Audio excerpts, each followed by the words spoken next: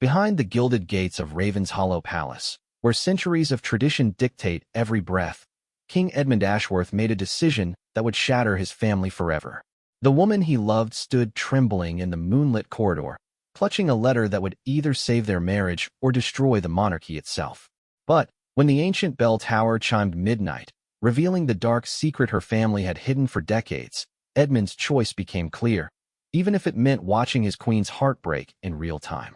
What happens when love collides with duty in the most powerful family in the kingdom?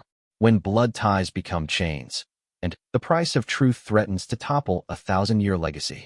This is the story of a king who chose his crown over his heart, a queen who discovered her past was built on lies, and a royal family that learned some silences are more dangerous than any storm. The palace walls have witnessed many secrets, but none quite like this one. Because sometimes, the most devastating battles aren't fought with swords, they're fought with silence. The autumn rain drummed against the tall windows of Ravenshollow Palace like fingers tapping impatiently on glass. Queen Isabella Ashworth stood in the blue drawing room, her silk gown rustling as she turned pages of the morning correspondence. 23 years of marriage to King Edmund had taught her to read between the lines of every formal letter, every diplomatic message, every carefully worded invitation. But today, something felt different. Edmund had been distant for weeks. Not the usual distance that came with state affairs or the weight of the crown, but something deeper, more personal. He avoided her gaze during breakfast, excused himself early from dinner, and when she tried to touch his hand during their evening walk through the palace gardens, he pulled away as if her touch burned. The morning sunlight filtered through the ornate windows, casting dancing shadows across the Persian rugs. Isabella had always loved this room with its hand-painted wallpaper depicting scenes of pastoral life, so different from the rigid formality that governed every other aspect of their existence. Here, surrounded by soft blues and creams, she could almost pretend she was just a woman, not a queen whose every move was scrutinized by the nation. Margaret Blackwell, her lady-in-waiting and closest confidant, entered carrying a silver tray with tea and a small stack of personal letters. Margaret had been with Isabella since before her marriage, a steady presence through 23 years of royal life. Her graying hair was pulled back in its usual neat bun, and her kind eyes held the wisdom of someone who had seen the royal family through their brightest and darkest moments. "Your Majesty, the morning correspondence," Margaret said, setting the tray on the mahogany side table. "There's also a message from your brother, Lord Pemberton." Isabella's heart lifted slightly. William's letters were always a bright spot in her day, full of news from the countryside estate where they had grown up together. As children, they had been inseparable, racing through the meadows of Pemberton Hall, climbing ancient oak trees, and sharing secrets under the starlit sky. Even now, as adults with their own responsibilities, their bond remained unbreakable. She opened William's letter with eager fingers, expecting his usual cheerful accounts of estate management and village gossip. Instead, her face grew pale as she read his words. "Bella," the letter began in William's familiar handwriting, "I need to see you urgently. Something has come to light about Father's business dealings in the years before you married Edmund. I've discovered documents that could affect not just our family's reputation, but your position as queen. I dare not write more in a letter. Can you arrange a private visit? This matter requires the utmost discretion." Isabella's hands trembled slightly as she folded the letter. Her father, Lord Charles Pemberton, had been a respected nobleman known for his charitable works and business acumen. He had died 5 years ago, taking whatever secrets he might have had to his grave. What could William have possibly discovered? "Margaret," she said, her voice carefully controlled, "please arrange for Lord Pemberton to visit tomorrow afternoon. Use the private entrance, and ensure complete discretion." Margaret's sharp eyes noted the change in her mistress's demeanor. "Of course, Your Majesty. Should I inform His Majesty of Lord Pemberton's visit?" Isabella hesitated. Under normal circumstances, she would mention her brother's visit to Edmund over dinner. But these weren't normal circumstances. Edmund's recent coldness, combined with William's urgent tone, created a knot of anxiety in her stomach. "Not yet," she decided. "Let me speak with William first." The rest of the day passed in a blur of royal duties. Isabella attended a luncheon with the Ladies' Charitable Society, where she smiled and nodded at appropriate intervals while her mind raced with possibilities about William's mysterious discovery. She reviewed plans for the upcoming Harvest Festival, approved the guest list for next month's state dinner, and sat for a brief portrait session with the court painter. Through it all, she felt Edmund's absence like a physical ache. They had barely spoken since their argument 3 weeks ago about the guest list for Princess Catherine's upcoming engagement party. Isabella had wanted to invite several families from her childhood, people who had known her before she became queen. Edmund had quietly but firmly refused, saying it would be inappropriate and not in keeping with protocol. The argument had been brief, but telling. Edmund's jaw had tightened in that familiar way when he was displeased, and he had spoken in the clipped, formal tone he usually reserved for difficult ministers. Isabella, we must maintain certain standards. These people, while perfectly respectable, are not of our current social circle. These people, she had replied, her voice rising slightly, are my oldest friends. They knew me when I was just Bella Pemberton, before all this. She had gestured around the grand dining room with its gilt mirrors and crystal chandeliers. You are no longer just Bella Pemberton, Edmund had said quietly. You haven't been for 23 years. The words had stung because they were true, but also because of the way he said them, as if her past was something to be ashamed of, something to be carefully hidden away. Evening came with its usual ritual of formal dinner in the state dining room. Isabella sat at one end of the long table, Edmund at the other, with several visiting dignitaries filling the chairs between them. The conversation flowed around topics of trade agreements and diplomatic relations, subjects that usually engaged her interest but tonight felt distant and unimportant. She watched her husband as he spoke with the French ambassador about grain imports, noting the lines of fatigue around his eyes and the way his usually perfect posture seemed slightly stooped. At 55, Edmund remained a handsome man with his dark hair only lightly touched by silver and his tall frame still commanding respect. But tonight, he looked older, burdened by something beyond the usual weight of his responsibilities. Their eyes met across the table for a brief moment, and Isabella tried to convey in that glance the love and concern she felt. But Edmund's gaze slid away quickly, returning to his conversation as if she were merely another piece of furniture in the ornate room. After dinner, as was their custom, Isabella and Edmund walked together through the long gallery toward their private apartments. The gallery stretched the entire length of the palace's east wing, its walls lined with portraits of Edmund's ancestors, stern-faced kings, and elegant queens who had ruled the kingdom for centuries. The French ambassador seemed pleased with the trade discussions, Isabella ventured, hoping to bridge the growing gap between them. Yes, Edmund replied without looking at her. The agreement should benefit both nations. They walked in silence past the portrait of Edmund's great-grandfather, King Frederick, who had expanded the kingdom's borders through both war and diplomacy, past Queen Victoria II, who had modernized the palace and established many of the charitable foundations that Isabella now oversaw, past dozens of faces that seemed to watch their faltering conversation with disapproval. At the door to Isabella's chambers, Edmund paused. For a moment, she thought he might say something meaningful, might finally explain his distant behavior. Instead, he merely inclined his head in a gesture that was more formal courtesy than marital affection. "Good night, Isabella," he said. "Good night, Edmund," she replied, watching as he continued down the corridor to his own rooms. Inside her chambers, Margaret helped Isabella out of her formal gown and into her nightdress, chatting quietly about the next day's schedule. When they were alone, Isabella sat at her dressing table while Margaret brushed her long auburn hair, a nightly ritual that had remained unchanged since their early days together. "Margaret," Isabella said softly, watching their reflection in the ornate mirror. "Do you remember when we first arrived here? How overwhelming everything seemed." Margaret's hands stilled for a moment.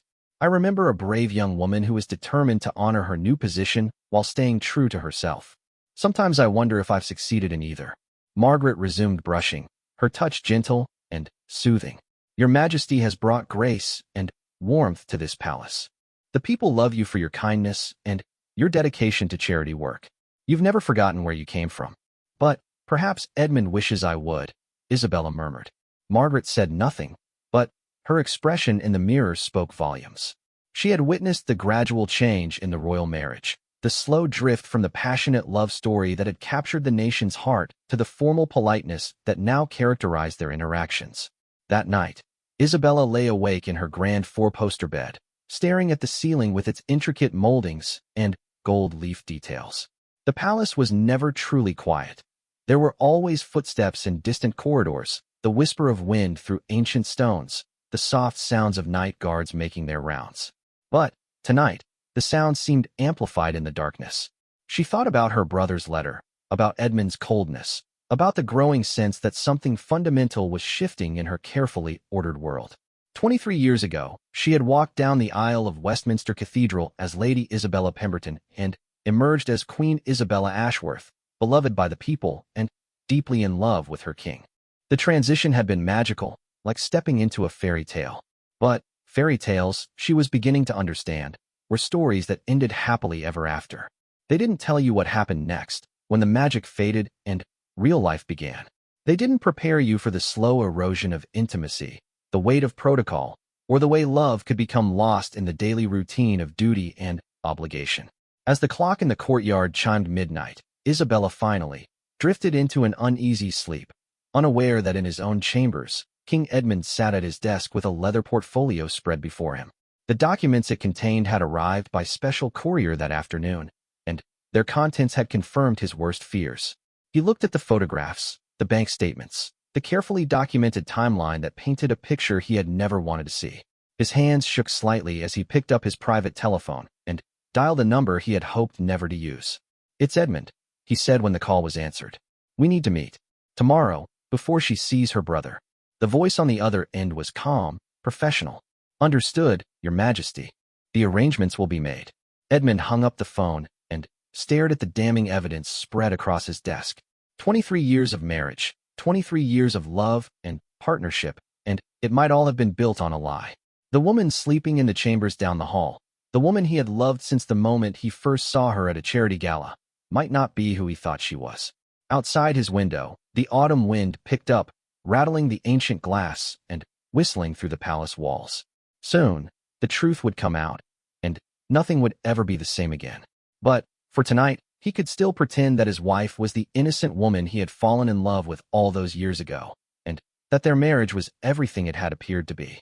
In her chambers, Isabella stirred restlessly, caught in dreams of her childhood at Pemberton Hall, dreams that would soon be revealed as something far more complicated than the simple, happy memories she had always cherished. The next afternoon arrived gray and drizzling, the kind of weather that made Ravenshollow Palace feel more like a fortress than a home. Isabella had barely touched her lunch, her stomach twisted with anticipation over William's visit. She had chosen to meet him in the Rose Parlor, a smaller, more intimate room where they could speak freely without fear of being overheard by curious staff members. Margaret had arranged everything perfectly, as she always did. William would enter through the garden gate used by the palace chaplain, avoiding the main entrances where his arrival might be noted by the press or curious courtiers. Isabella paced the parlor's Persian rug, her afternoon dress of deep emerald silk rustling with each step. The room's rose-colored wallpaper and delicate furniture had always reminded her of their mother's sitting room at Pemberton Hall, making it the perfect place for difficult family conversations. At precisely 3 o'clock, there was a soft knock at the door. Margaret entered first, followed by William Pemberton. Isabella's heart clenched as she saw her brother. He looked haggard, older than his 47 years, with dark circles under his usually bright blue eyes. His sandy hair, so like her own before she had darkened it for formal portraits, was disheveled as if he had been running his hands through it. "William," Isabella said, crossing the room quickly to embrace him. "You look terrible." "Bella," he said, holding her tightly for a moment before stepping back. His use of her childhood nickname, combined with the gravity in his voice, made her stomach flutter with anxiety. "We need to talk. Privately." Isabella nodded to Margaret, who discreetly withdrew, closing the door behind her with a soft click. Brother and sister settled into matching armchairs near the window, the gray light casting shadows across their faces. "Tell me what's wrong," Isabella said, leaning forward. "Your letter frightened me." William reached into his coat and withdrew a thick envelope. "Last week, I was going through Father's papers in the library. You know how he kept everything, every business document, every correspondence. I was looking for his will again, trying to settle some estate matters, when I found a hidden compartment in his desk." Isabella's breath caught. She remembered that desk, a massive mahogany piece that had dominated their father's study. As children, she and William had sometimes been allowed to sit quietly while their father worked, watching him write letters with his elegant fountain pen. "Inside the compartment were documents I'd never seen before," William continued, his voice growing quieter. "Financial records, photographs, letters. Bella, our father was involved in something that could destroy you if it ever comes to light. What do you mean? Isabella's voice was barely a whisper. William opened the envelope with shaking hands and spread several photographs across the small table between them. Isabella leaned forward and gasped. The black and white images showed her father meeting with men she didn't recognize, shaking hands outside what appeared to be a warehouse, accepting thick envelopes. I had these authenticated, William said. They're real. Taken between 1995 and 1998, right before your engagement to Edmund was announced. Isabella picked up one of the photographs with trembling fingers. Her father looked younger, more vibrant, but there was something furtive about his posture, something secretive about the way he glanced over his shoulder as he accepted an envelope from a man in an expensive suit. I don't understand, she said. What am I looking at? Money laundering, William said bluntly. Father was helping criminal organizations clean their money through his various business ventures. The amounts were substantial. Millions of pounds passed through accounts he controlled. The words hit Isabella like physical blows. No, she said, shaking her head. That's impossible. Father was an honorable man. He was devoted to charity, to helping others. You must be mistaken. William reached across the table and took her hands in his. I wish I were. But there's more, Bella. Much more. He showed her bank statements documenting the flow of money through their father's accounts, correspondence with known criminals, and, most damning of all, a letter in their father's handwriting that made Isabella's blood run cold. My dear associates, the letter read, the arrangement has exceeded all expectations. The funds have been successfully integrated into legitimate business ventures, and I am pleased to report that our mutual goals have been achieved. As discussed, my daughter's upcoming marriage into the royal family provides additional security for our operations, as any investigation into my affairs would now compromise the monarchy itself. I remain your faithful servant, Charles Pemberton. Isabella dropped the letter as if it had burned her. He used my marriage, she whispered. He used my marriage to protect his criminal activities. It gets worse, William said gently. I found evidence that some of these criminal organizations are still active. If this information were to come to light, it wouldn't just destroy Father's memory, it would destroy you. The press would have a field day.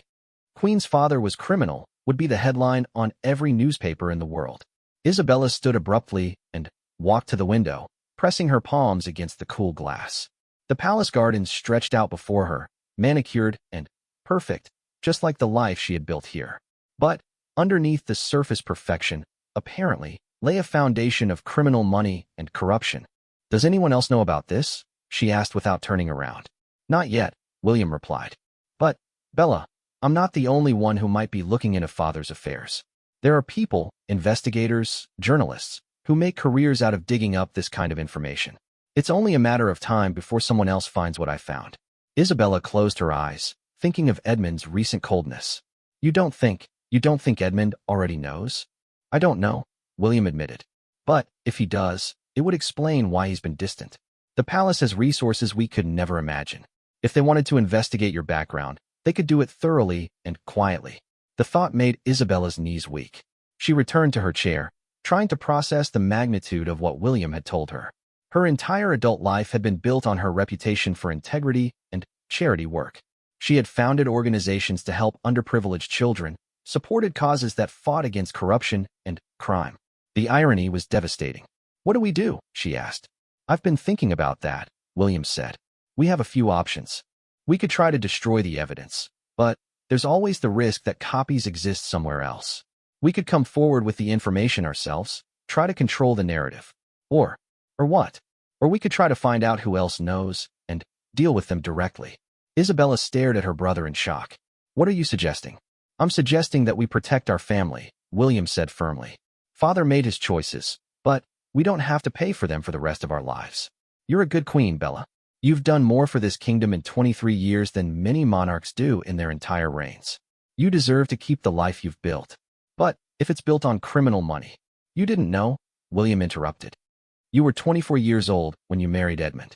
You had no idea what Father was involved in. You're innocent in all of this. Isabella wasn't so sure. Looking back, there had been signs. Her father's sudden wealth in the years before her marriage, his insistence that she accept the most expensive wedding gifts, his confidence that her future would be secure no matter what happened. She had attributed it all to his love for her and his shrewd business sense. Now she wondered what else she had chosen not to see.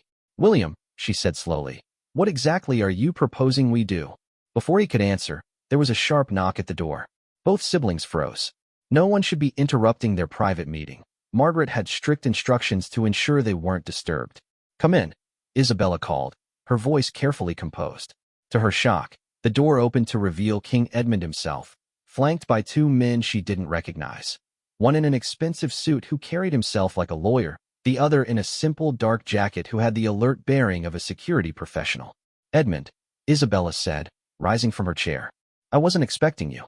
"Clearly," Edmund replied, his voice cold and formal. His eyes took in the photographs and documents scattered across the table, and Isabella saw something that might have been disappointment flicker across his features. "Lord Pemberton," Edmund continued, nodding curtly at William, who had also stood.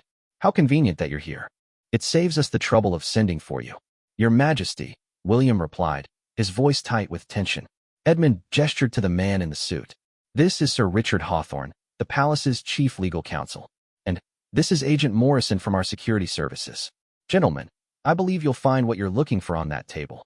Isabella's heart began to race. "Edmund, what's going on?" "What's going on," Edmund said, his voice steady but cold, "is that we've been investigating irregularities in the background checks that were performed before our marriage. It seems those checks were not as thorough as they should have been." Sir Richard Hawthorne moved forward and began gathering the documents from the table, his movements efficient and practiced. "Your Majesty," he said to Isabella, "I'm afraid these documents represent evidence in an ongoing investigation into criminal activities that may have affected the crown." "You knew," Isabella said to Edmund, the pieces falling into place. "You already knew about Father's activities." "We suspected," Edmund admitted. "Anonymous information was provided to us 3 weeks ago. We've been investigating since then." 3 weeks ago, exactly when Edmund had started being cold toward her, Isabella felt as if the ground was shifting beneath her feet. "And you didn't think to tell me?" "We needed to understand the full scope of the situation before involving you," Edmund said. "We needed to know whether you were complicit or merely an innocent victim." The word victim stung. "And what have you concluded?" Edmund exchanged glances with Sir Richard before answering. "We believe you had no direct knowledge of your father's criminal activities. However, the fact remains that your marriage to me was apparently seen by criminals as providing them with protection from investigation." "That's not my fault," Isabella said, her voice rising. "I had no idea what father was doing. I was young and in love, and I thought I was marrying you because you loved me too." "I did love you," Edmund said quietly. "I still do. But I also have a duty to protect the crown and the institution of the monarchy." William stepped forward. "Your Majesty, my sister is innocent in all of this. Whatever our father did, she had no knowledge of it." Agent Morrison spoke for the first time, his voice professionally neutral. "Lord Pemberton, we're going to need you to come with us for questioning. There are aspects of this case that require clarification." "Am I under arrest?" William asked. "Not at this time," Sir Richard replied. "But your cooperation is not optional." Isabella watched in horror as the man she loved became a stranger before her eyes, and her beloved brother was essentially taken into custody. The fairy tale she had been living for 23 years was crumbling around her, and she was powerless to stop it. "Edmund," she said desperately, "please. We can work through this together. My father's crimes don't have to destroy our marriage." Edmund looked at her for a long moment, and she saw the pain in his eyes beneath the royal composure. "Isabella," he said softly, "I want to believe that. But there are considerations beyond our personal feelings. The monarchy must be above reproach. Are you saying our marriage is over?" The words came out as barely a whisper. "I'm saying," Edmund replied, "that nothing will ever be the same again." As William was escorted from the room, he caught Isabella's eyes and mouthed a single word: "Fight." But as Isabella stood alone with Edmund in the rose parlor, surrounded by the debris of her shattered world, she wasn't sure she had any fight left in her. The man she had loved for over half her life was looking at her like a problem to be solved rather than a wife to be protected, and the future she had taken for granted was disappearing like smoke in the wind. Outside, the autumn rain continued to fall, washing away the last traces of what had once been a perfect royal marriage. The 3 days that followed William's departure were the longest of Isabella's life. Edmund had retreated completely behind the formal walls of royal protocol, speaking to her only when absolutely necessary, and always in the presence of others. Their private dinners had been replaced by formal state occasions with carefully selected guests, a buffer against any meaningful conversation. Isabella found herself haunted by memories she had never questioned before. Her father's sudden generosity in the year before her engagement, the expensive gifts he had insisted she accept from business associates she had never met, his curious confidence that her future would be secure beyond imagining. Details that had seemed like a loving father's devotion to his daughter now took on sinister new meanings. Margaret had become her lifeline, the one person in the palace who still treated her with genuine warmth rather than careful politeness. On the morning of the fourth day, Margaret brought more than just tea and correspondence. She brought news. "Your Majesty," Margaret said quietly as she set down the silver tray, "I've heard whispers from the staff. Lord Pemberton was released yesterday, but he's been ordered to remain at his estate. No communication with you is permitted."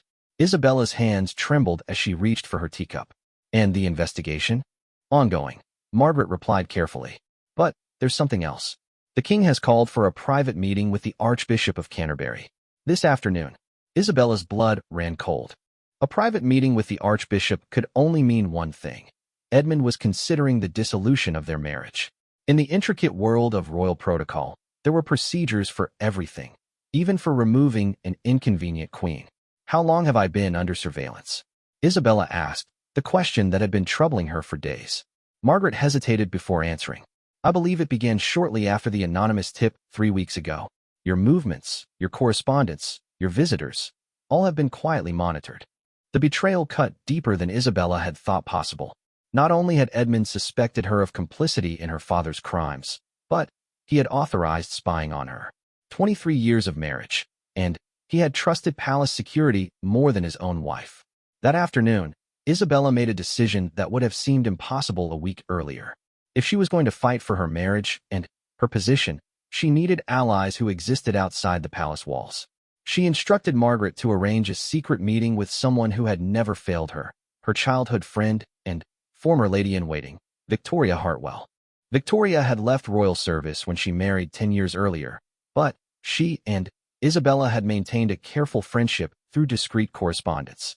More importantly, Victoria's husband, Sir James Hartwell, was an investigative journalist known for his integrity and his connections throughout London's media and political circles.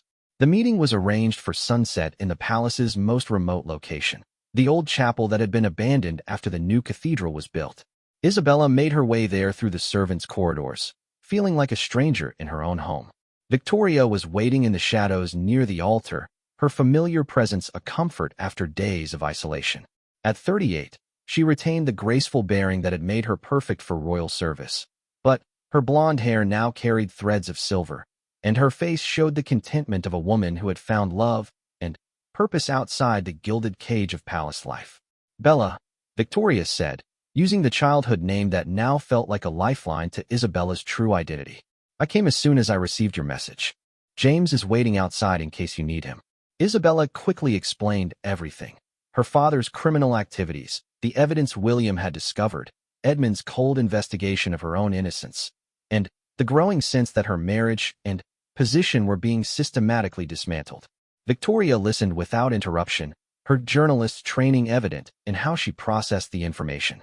When Isabella finished, Victoria was quiet for several long moments. "The timing is suspicious," Victoria finally said. "Anonymous tip arriving just as you were beginning to assert more independence in your royal duties? Just as you were pushing to invite your old friends to Catherine's engagement party?" Isabella frowned. "What are you suggesting?" "I'm suggesting that someone wanted you isolated, wanted to drive a wedge between you and Edmund. The question is who benefits from your downfall? Who would dare move against the Queen?" Isabella asked, though even as she spoke, possibilities began forming in her mind. "Someone with access to information about your father's past," Victoria replied. "Someone who could provide that anonymous tip with confidence it would lead to exactly this situation.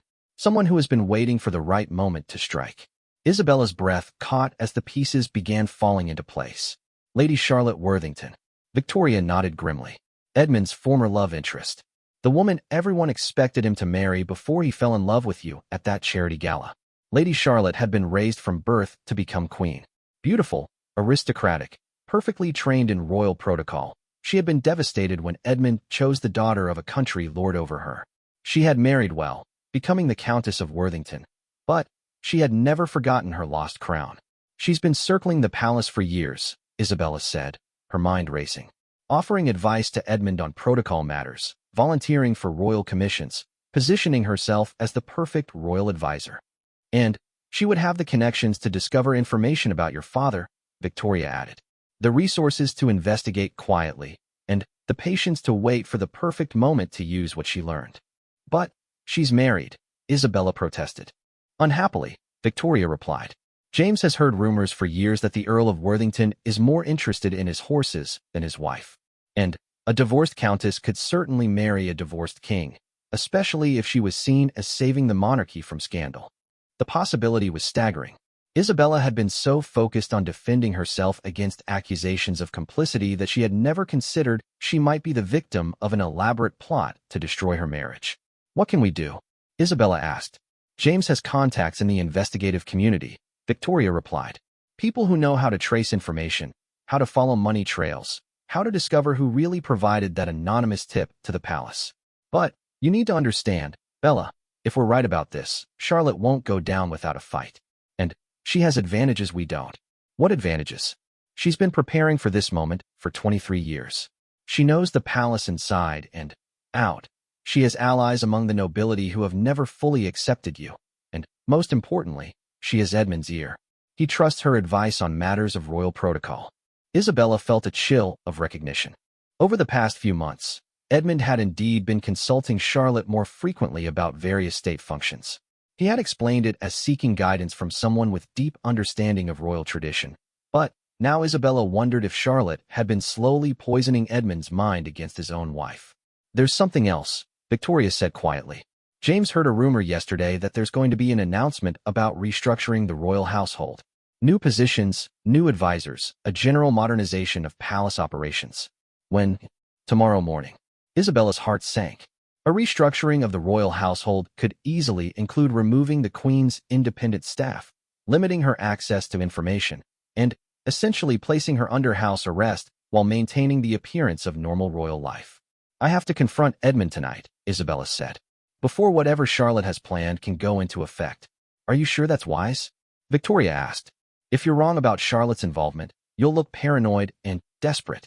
And if you're right, you'll be giving her exactly what she wants. A final confrontation that allows her to position herself as the voice of reason while you appear to be an unstable queen lashing out at innocent advisors.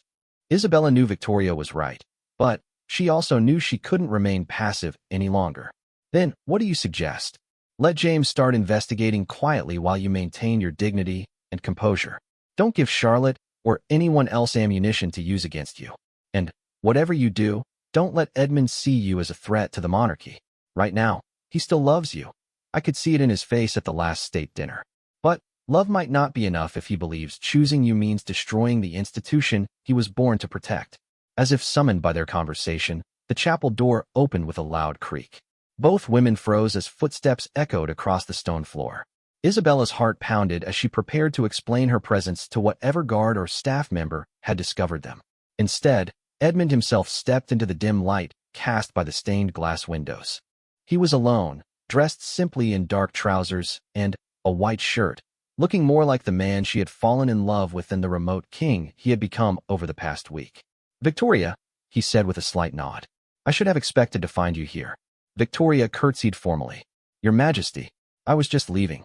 She squeezed Isabella's hand briefly before walking past Edmund toward the door. Bella, she said softly, remember what we discussed. When they were alone, Edmund and Isabella stood facing each other across the chapel's central aisle. The silence stretched between them, heavy with 23 years of shared memories and the weight of recent discoveries. How did you know I was here? Isabella asked finally. I know you, Edmund replied simply. When you're troubled, you seek solitude. This has always been one of your favorite places for thinking.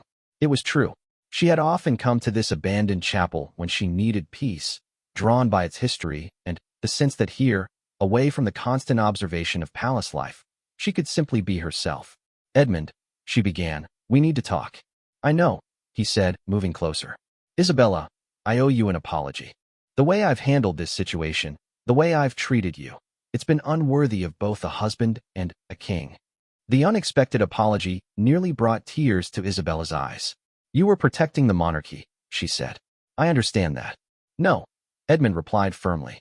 "I was protecting myself.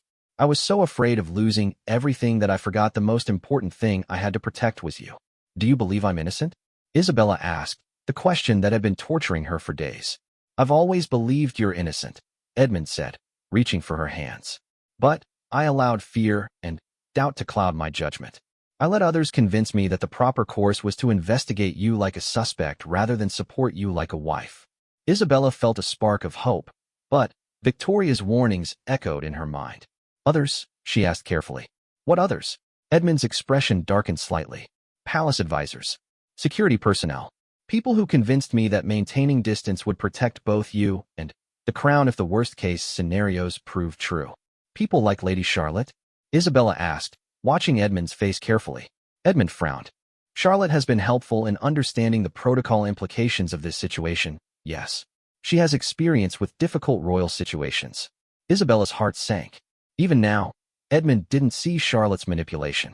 "Edmund," she said carefully, "has it occurred to you that someone might have orchestrated this entire situation to drive us apart?" "What do you mean?" "The timing of that anonymous tip. The way the information was presented to damage not just my father's memory, but my position as queen. The fact that someone had to dig very deep to find evidence that had been hidden for decades. This wasn't a random discovery, Edmund. Someone planned this." Edmund was quiet for a long moment, and Isabella could see him processing the possibility. "You think someone deliberately set out to destroy our marriage?" "I think someone has been waiting 23 years for the opportunity to take my place," Isabella said boldly. "Someone who never got over losing you, who has spent decades positioning herself as the perfect royal advisor while looking for a way to eliminate the woman who stole her crown." Edmund's face went pale as the implications hit him. "Isabella, if you're suggesting that Charlotte—" "I'm not suggesting anything," Isabella interrupted. "I'm telling you that we need to investigate who really provided that anonymous tip, who really wants to see me removed from this palace, and why they chose now to strike." Before Edmund could respond, the chapel door opened again. This time, it was Agent Morrison, the security professional who had been present during William's interrogation. "Your Majesty," he said to Edmund, "I apologize for the interruption, but there's been a development that requires your immediate attention." Edmund's jaw tightened. "What kind of development?" "I'm afraid it concerns the Queen," Morrison replied, his eyes flicking to Isabella. "We've received additional information that significantly changes the scope of our investigation." Isabella felt the ground shifting beneath her feet once again.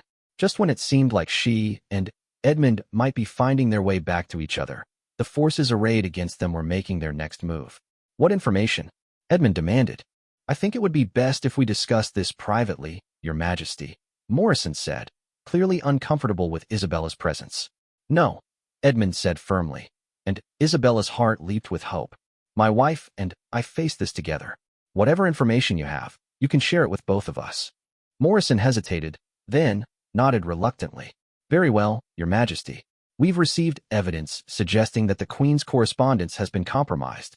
Someone has been intercepting and reading her private letters for several months." Isabella gasped. "My letters to William? To Victoria?" "Among others," Morrison confirmed.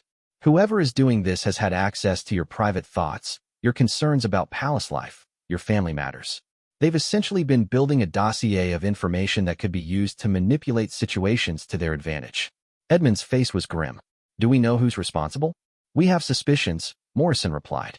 "But we need more time to gather proof." Isabella looked at Edmund, seeing her own realization reflected in his eyes. Someone had indeed been orchestrating their downfall, using her own words against her, manipulating events to create exactly the crisis they now faced.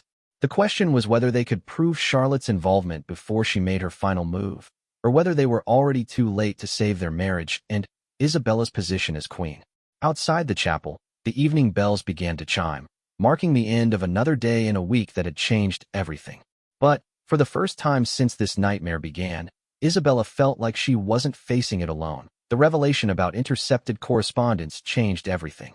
Edmund canceled the planned restructuring announcement and, instead, authorized a covert investigation into the security breach. But, even as they worked together to uncover the truth, Isabella could feel the walls closing in around them.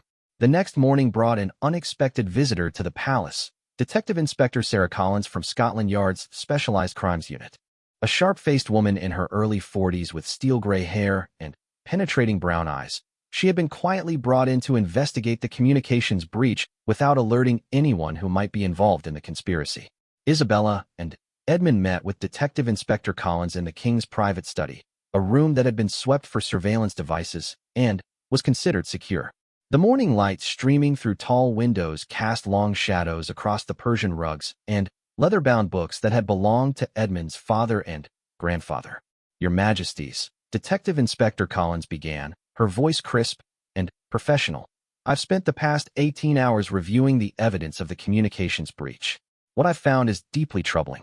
She spread several documents across Edmund's mahogany desk, printed emails, photographs of opened letters, and, most disturbing of all, transcripts of private telephone conversations between Isabella and her brother. "The level of surveillance you've been under, Your Majesty," Collins said to Isabella, "suggests someone with significant resources and inside knowledge of palace operations. This isn't the work of tabloid journalists or amateur investigators. This is professional, systematic, and has been ongoing for at least 8 months." Isabella's stomach turned as she recognized fragments of private conversations with William, intimate discussions about her marriage troubles, her fears about Edmund's growing distance, and her concerns about various palace staff members. Seeing her private thoughts laid out like evidence in a criminal case made her feel violated in a way that went beyond anything she had experienced. "Do you have any idea who's responsible?" Edmund asked, his voice tight with controlled anger. "We have strong suspicions," Collins replied. "The surveillance equipment found in the Queen's private study is highly sophisticated, military-grade. The installation required both technical expertise and extended access to the Queen's private quarters."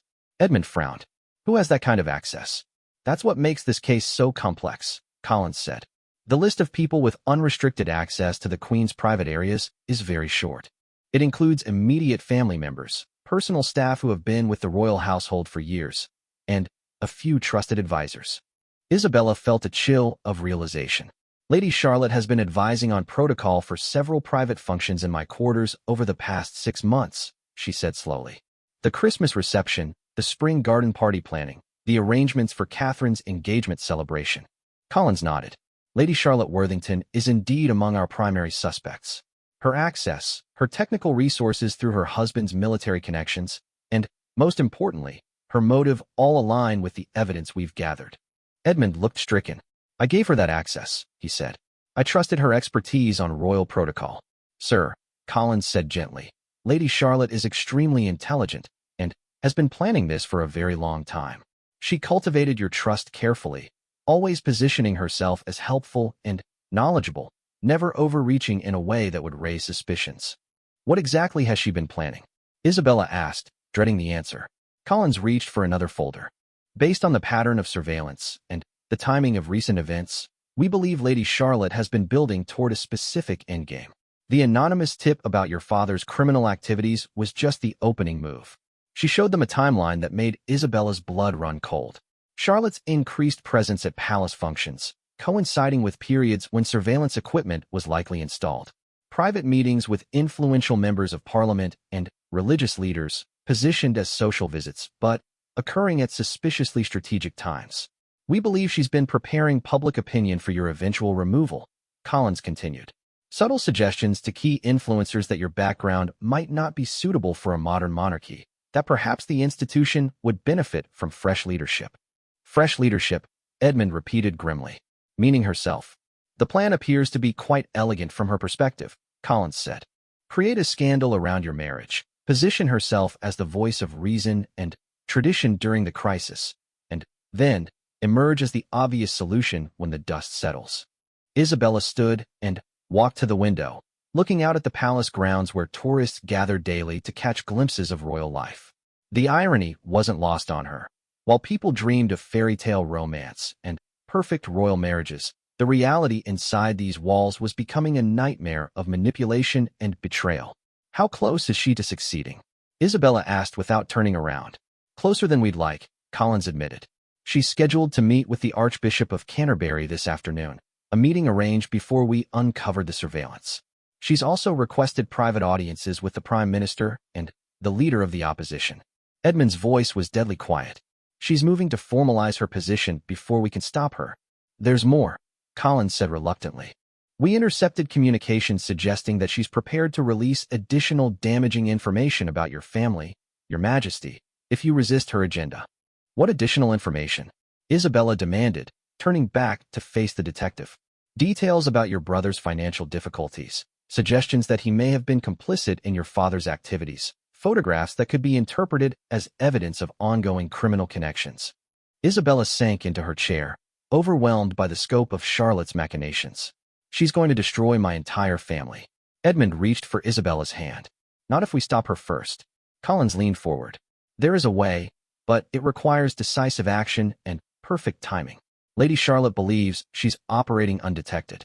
If we can catch her in the act of her manipulation, we can turn her own methods against her. What do you mean? Edmund asked. This afternoon's meeting with the Archbishop, Collins explained. We know she plans to present fabricated evidence of additional scandals involving the Queen. We've prepared counter-evidence showing how that material has been manufactured.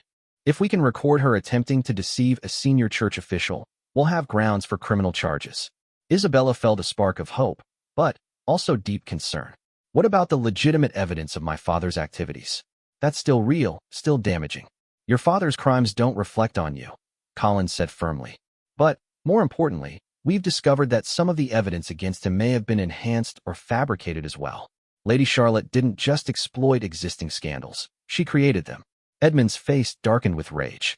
She manufactured evidence against Isabella's father?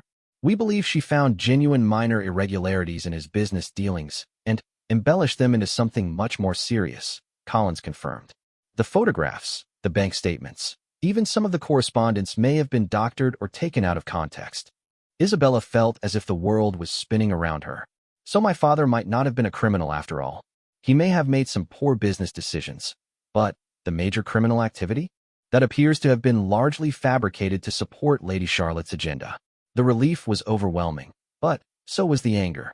Charlotte had not only tried to destroy Isabella's marriage and position, she had systematically destroyed the memory of Isabella's beloved father. What do you need from us? Edmund asked Collins. I need you to maintain normal appearances while we set our trap, Collins replied. Let Lady Charlotte believe her plan is proceeding smoothly. Don't confront her or change your usual interactions. We'll handle the rest. As if summoned by their conversation, there was a soft knock at the study door. Margaret entered, looking troubled. Your Majesty, she said to Isabella, Lady Charlotte is here for your planned discussion about the Harvest Festival arrangements. Isabella had forgotten about the scheduled meeting. Under normal circumstances, she would have canceled it, but now it represented an opportunity to observe Charlotte with new understanding. Send her to the blue drawing room, Isabella said. I'll be there in a few minutes. When Margaret left, Collins gave final instructions. Remember, she's been watching and listening to you for months. Don't give her any indication that you suspect her. Let her play out her hand. 10 minutes later, Isabella entered the blue drawing room to find Lady Charlotte Worthington arranging papers at the small desk near the window. At 45, Charlotte remained strikingly beautiful, with platinum blonde hair swept into an elegant chignon, and the kind of perfect posture that came from a lifetime of aristocratic training. Your Majesty, Charlotte said, rising gracefully and executing a perfect curtsy. Thank you for seeing me despite everything that's been happening. I know this must be an incredibly difficult time for you. The false sympathy in Charlotte's voice made Isabella's skin crawl, but she forced herself to respond normally. Thank you, Charlotte. Your support has meant a great deal to both Edmund and me. Of course, Charlotte replied smoothly. We've all been so concerned about the impact of these revelations on the monarchy's reputation. The institution is so much larger than any individual. The subtle implication was clear. The monarchy would survive even if Isabella didn't. I appreciate your concern for the institution, Isabella said carefully.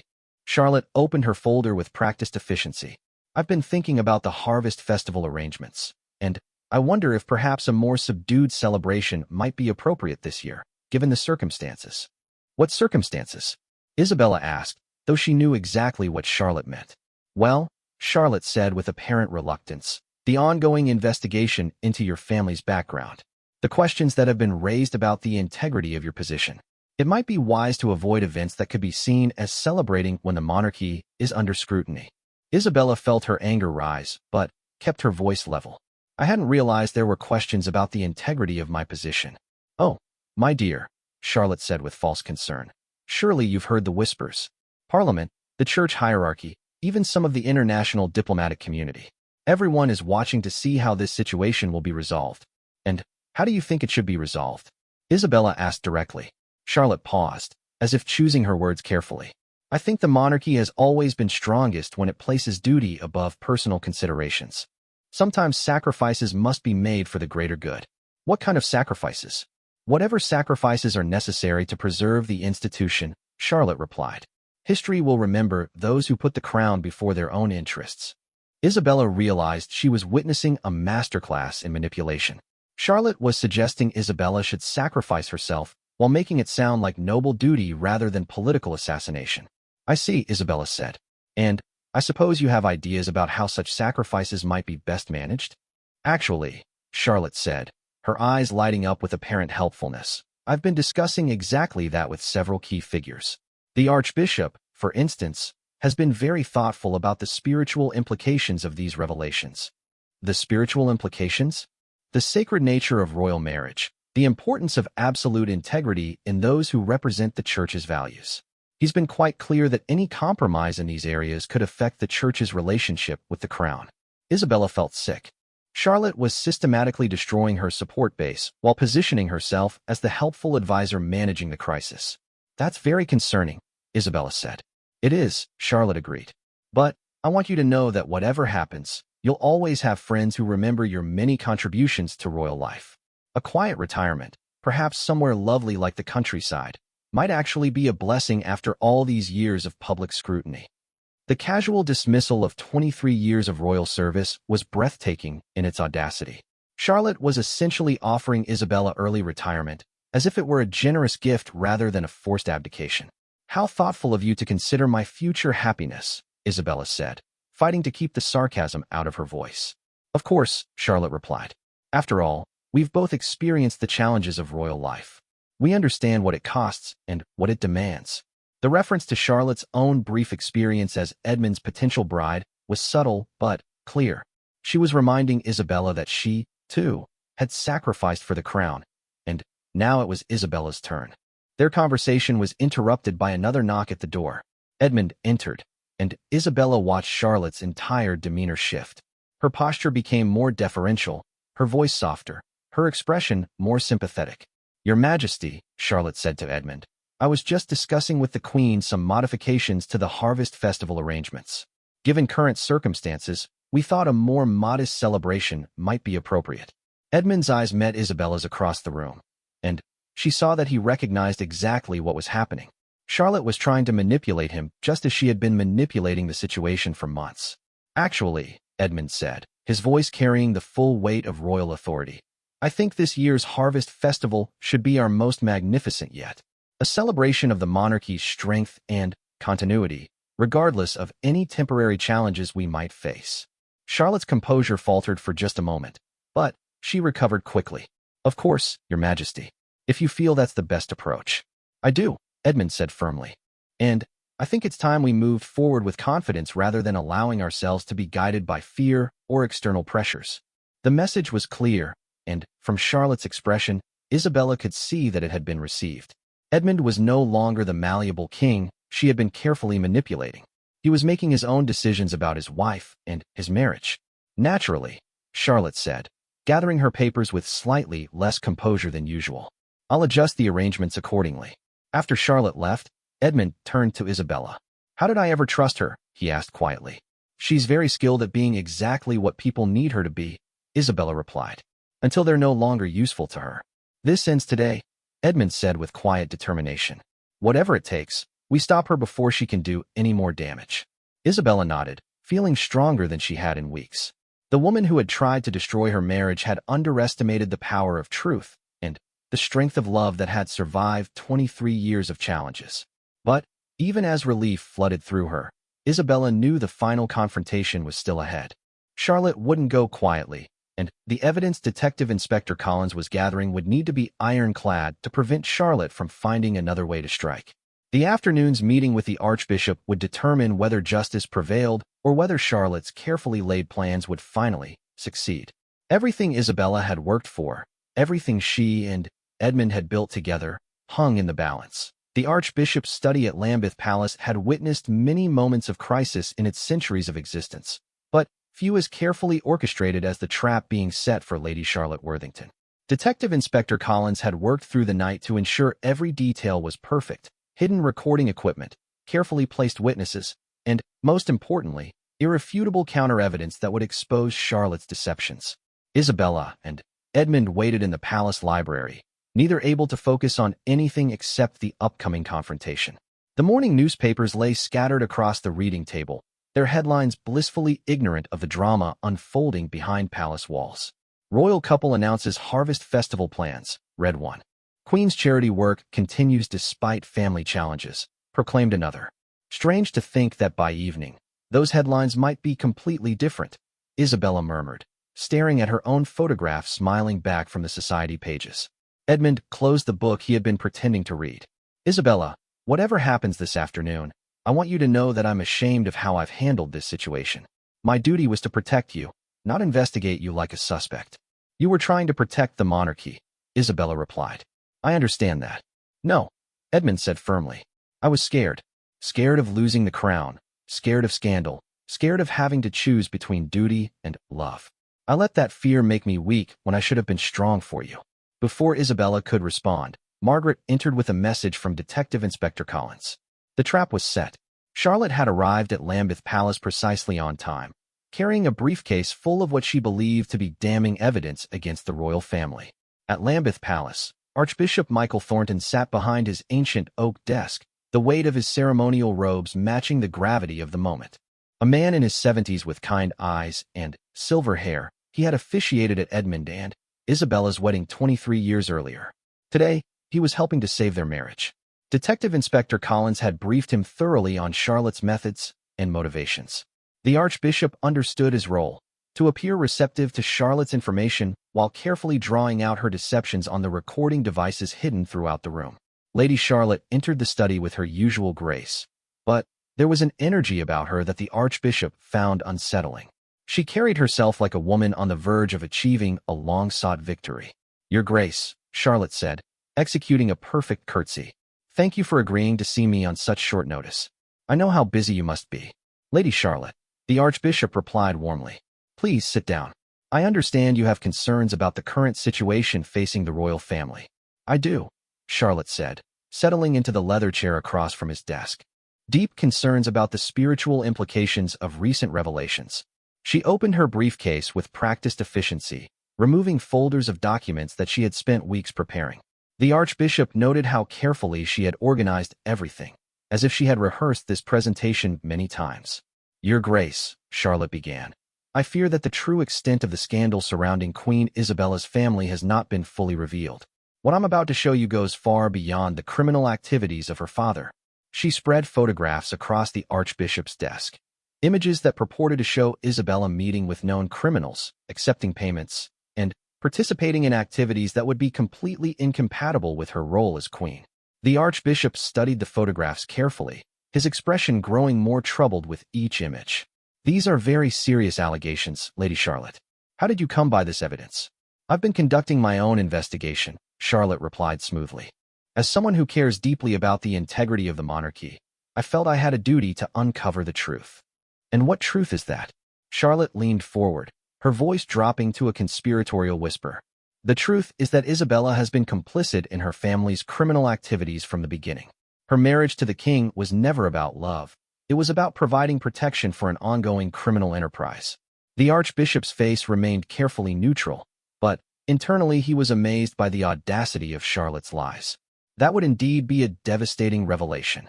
It would, Charlotte agreed. Which is why I believe the Church must take a stand. The sanctity of the royal marriage has been compromised. The spiritual foundation of the monarchy itself is at risk. What do you believe the Church's response should be? Charlotte's eyes gleamed with barely suppressed triumph. I believe the Archbishop of Canterbury must declare that the royal marriage was entered into under false pretenses, that it lacks the spiritual validity necessary for a couple who represents the Church to the nation. You're suggesting an annulment.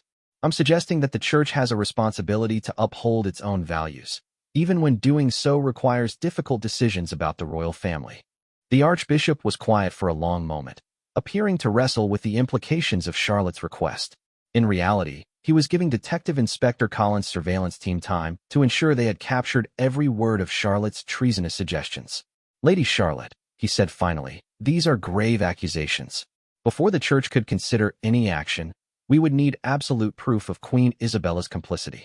"I have that proof," Charlotte replied confidently. She reached into her briefcase and withdrew another folder. Bank statements showing payments to Isabella from the same criminal organizations that employed her father. Photographs of meetings that took place after her marriage, proving her ongoing involvement.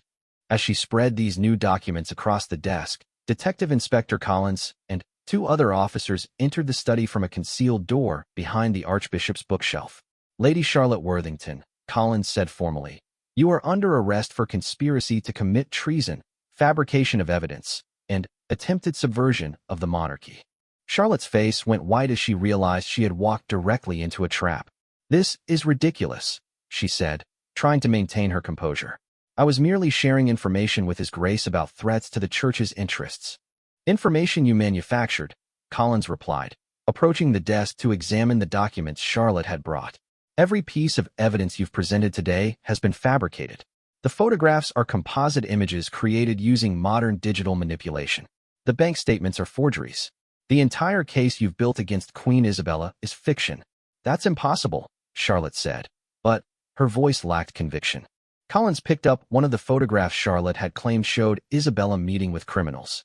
This image was created by combining a photograph of Queen Isabella from a 2018 charity event with a photograph of known criminals taken in 1995, 3 years before the Queen even met them. "The digital forensics team can show you exactly how it was done." The Archbishop looked at Charlotte with a mixture of disappointment and disgust. "Lady Charlotte, you came here asking the church to invalidate a sacred marriage based on lies you created yourself." "I was trying to save the monarchy," Charlotte said desperately. "Isabella was never worthy of the crown. I would have been a better queen." "And there it is," Collins said quietly.